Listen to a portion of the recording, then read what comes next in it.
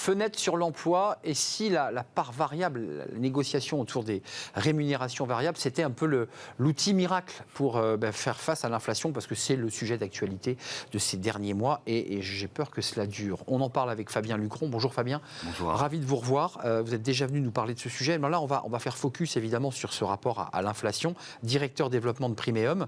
L'inflation, évidemment, elle suscite du mécontentement. Les augmentations n'ont pas, si je lis bien les journaux, n'ont pas été à la hauteur du niveau de l'inflation dans presque toutes les entreprises, grandes et petites. Vous portez l'idée que la part variable peut-être être une solution. Pourquoi ça peut être une solution ? Alors en effet, je pense sincèrement que la part variable peut répondre, en tout cas en partie, aux attentes des salariés. Parce que, ça, mécaniquement, on l'a compris, toutes les entreprises n'ont pas les moyens d'augmenter les salaires fixes à hauteur d'une inflation qui est à 6, 7, 8% selon le cas. Les entreprises ne sont pas toutes comme Kering, LVMH ou Total, et il est clair que leurs profits ne progressent pas à la hauteur de l'inflation. Donc par nature, ce que les entreprises disent, c'est j'ai pas les moyens de vous augmenter en fixe de cette nature-là. En revanche, si on commence à parler de la part variable et donc du package de rémunération, vu que c'est lié à une performance attendue, si cette performance est au rendez-vous, l'entreprise aura certainement les moyens de débloquer de l'argent. Alors, il y a deux actualités. Il y a les NAO, les négociations là, qui sont en cours dans certaines entreprises, dans presque toutes. Et puis, il y a les entretiens annuels d'évaluation. Donc, il y a le collectif, il y a le face-à-face avec les partenaires sociaux, puis l'entretien individuel, où là, on parle salaire aussi. Concrètement, d'un côté, partenaires sociaux disent nous, on veut du dur, on veut du solide, on veut du salaire. Et puis, évidemment, les chefs d'entreprise, en tout cas les représentants de l'entreprise, disent non, on fait de la part variable. C'est ça l'enjeu aujourd'hui. Il y a un enjeu en fait d'équilibre et en effet de notion de package de salaire. Donc assez logiquement, les partenaires sociaux veulent quelque chose qui tient dans le temps, qui est pérenne.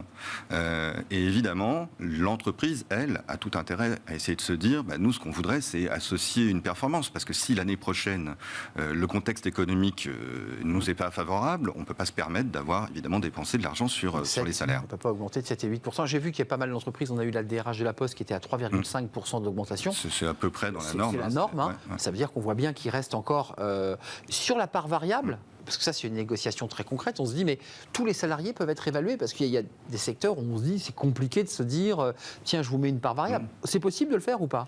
Alors, c'est presque possible sur tous les postes. D'ailleurs, c'est une des nouveautés, on va dire, des dernières années, une vraie tendance. On nous demande de réfléchir à des plans de rémunération variable pour des profils auxquels on ne pensait pas avant. Jusqu'ici, on pensait quand même beaucoup aux forces commerciales, voilà, pour commencer.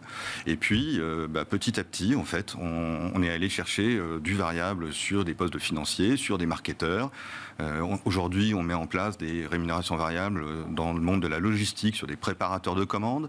Il y a, en réalité, il y a plein de façons de rémunérer de façon variable. Et puis, encore une fois, il n'y a pas seulement que le quantitatif, il y a aussi la qualité, la qualité qui est produite, c'est important.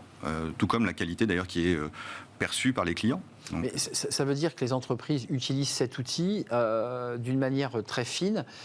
Comment on fait ? Vous accompagnez, parce que ça c'est aussi un travail que vous faites, au-delà du fait de nous dire que c'est formidable, vous apportez, j'imagine, votre valeur ajoutée en disant comment on fait là ? Parce qu'il y a tout un travail d'évaluation entre le salaire sonnant trébuchant et le variable. Tout ça est très stratégique quand même.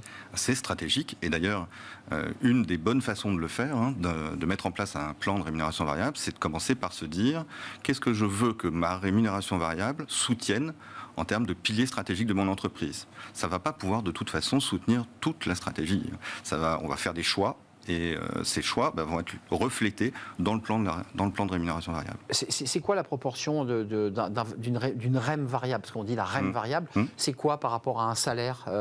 Jusqu'où on peut aller et jusqu'où on ne peut pas aller ? Alors, à minima, on a pour habitude de dire qu'il faut que ça pèse 1 mois de salaire minimum. Donc ça fait à peu près 8%. Donc c'est comme un 13e mois en quelque sorte. C'est le minimum pour qu'on puisse se dire que les gens vont potentiellement modifier leur comportement pour aller chercher une performance. Donc il faut que ça soit suffisamment incitatif en volume. Exactement. Donc ça c'est pour le minimum. Et après, je pense qu'il y a quand même des maximums. C'est-à-dire que au-delà de 30%, ça devient un peu abusif pour une raison simple. Et attaquable juridiquement Alors juridiquement, non. Non. Mais en revanche, on se doute bien que la variabilité va être mise en cause. Parce que si ça pèse 50% d'un salaire, on se doute bien qu'avec 50%, les gens ne font pas que s'acheter des vacances et un peu d'épargne. Non, ils vont payer ils vivent avec. Ils vont payer un bout de leur loyer, de leur crédit, etc.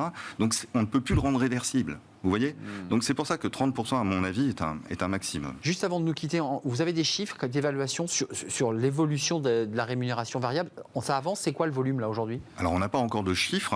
Ou à travers vos clients ? Ce qui est clair, c'est que la part de rémunération variable est en train d'évoluer plutôt à la hausse sur l'ensemble des postes, et notamment, pas seulement sur les commerciaux, mais plutôt sur les fonctions support.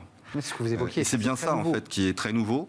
Et là, on va atteindre des 10-15% de rémunération variable dans certains cas. Mais ça, on le découvre avec vous aujourd'hui. Le marketing, même la logistique. Alors, j'imagine qu'on calcule les temps de travail, de rapidité. Alors oui, on va plutôt être sur du quantitatif, mais pas que, sur le taux d'erreur aussi. Oui, et bien sûr, le taux d'erreur et de rangement, évidemment. Donc la qualité aussi, voilà. Merci Fabien Lucron de nous avoir éclairé sur ce sujet qui est votre spécialité, la rémunération variable. Vous êtes le directeur développement de Primeum. Merci d'être venu nous rendre visite. Pour la troisième fois ? C'est ça. Troisième fois, c'était un vrai plaisir. L'émission est terminée. Merci à vous aussi de nous suivre régulièrement, quotidiennement. Merci à toute l'équipe. Merci à Théo pour la réalisation.